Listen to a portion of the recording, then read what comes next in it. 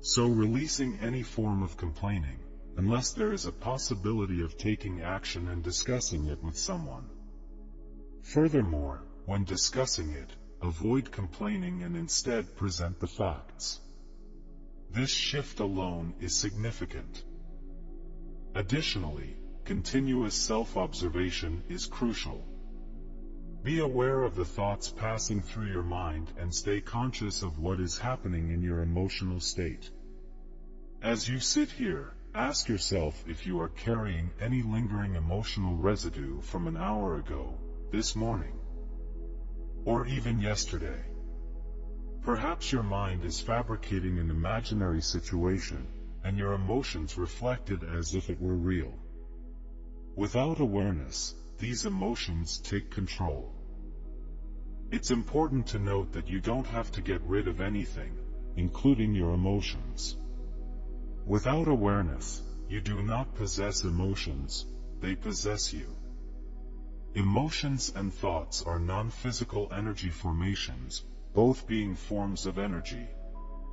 Thoughts can take hold of you, and you may not even be aware of it. Spiritually speaking, you are asleep, and your mental and emotional conditioning governs you. This conditioning refers to the accumulation of various experiences and forms the egoic self, commonly denoted by the pronoun I. However, there is a deeper I that goes beyond the egoic self. Our purpose here is to access and deepen that aspect. Many individuals already have access to it, although it may intermittently be obscured in this world, especially when things go wrong. These moments serve as opportunities to become more conscious, even in the smallest matters. By not reacting based on conditioned mental and emotional patterns, but instead being aware, you can observe emotions as they arise. You can recognize anxiety or anger, for instance, without labeling them. Understanding that these emotions exist within you makes a significant difference.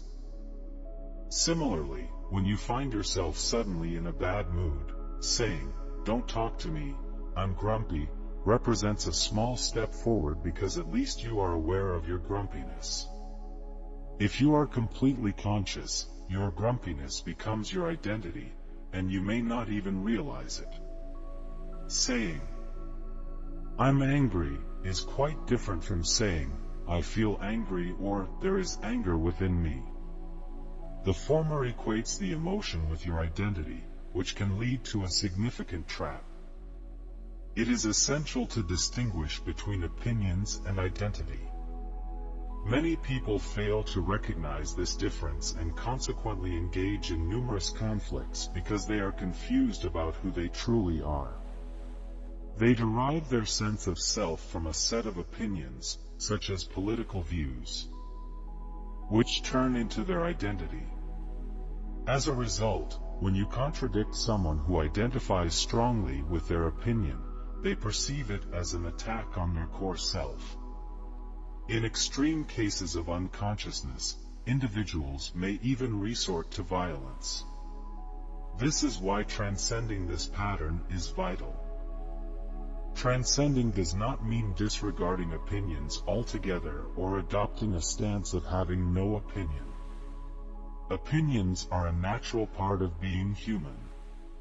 However, the key lies in understanding where your sense of identity originates. Does it stem from your opinions? Or do you realize that you hold certain viewpoints, which may or may not be valid? On a human level, you possess opinions, perspectives, and mental positions, but these should not define your sense of self. If they do, you will engage in endless arguments and perceive others as enemies, as there is confusion about who you truly are. It is crucial to transcend this pattern. Transcendence does not exclude opinions but involves going to a deeper level where your identity is not reliant on the movement of thought. It emerges from a deeper place, from your sense of being. This awakening, this state of being awake, entails discovering and realizing this deeper aspect. For some, these realizations may initially occur in fleeting moments, often in supportive environments like this one. In such moments, you may ask yourself if you can let go of thinking without falling asleep, but instead remain alert in a gentle manner, relinquishing compulsive interpretation. There is no need to interpret this present moment in any particular way. Interpret it as you wish, as likes and dislikes may still exist on the surface. However, when you are rooted in the deeper presence, the being within you, you experience a newfound freedom. In that stillness, which denotes the absence of thought but without falling asleep, conscious presence remains. Pure consciousness endures. This represents the deeper aspect of your being, the deeper I am. When you are present or in stillness, even if only for a few seconds or a minute, you transcend the personal self. Of course, you may return to the personal self afterward, but the question is whether you will get lost in it again.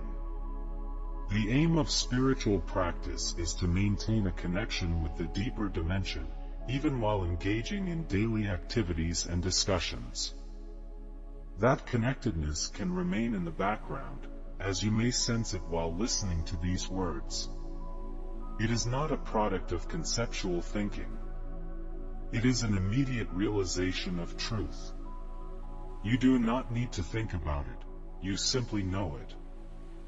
This direct knowing surpasses conceptual knowledge.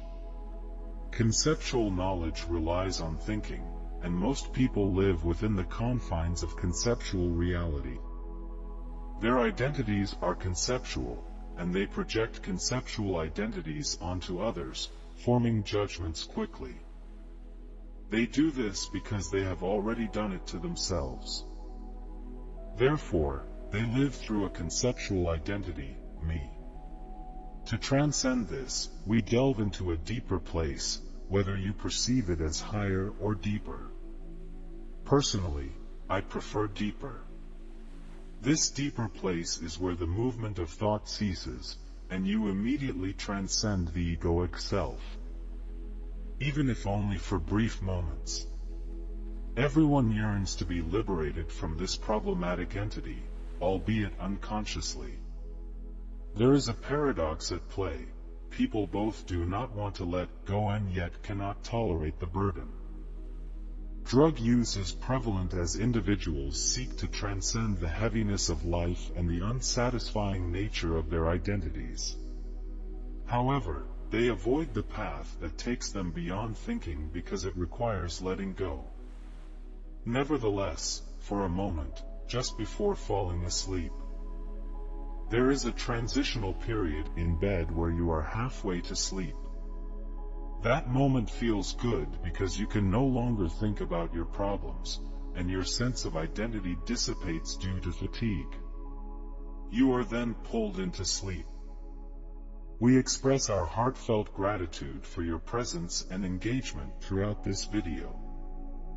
Thanks for watching, and until next video, take care and stay tuned for the upcoming content.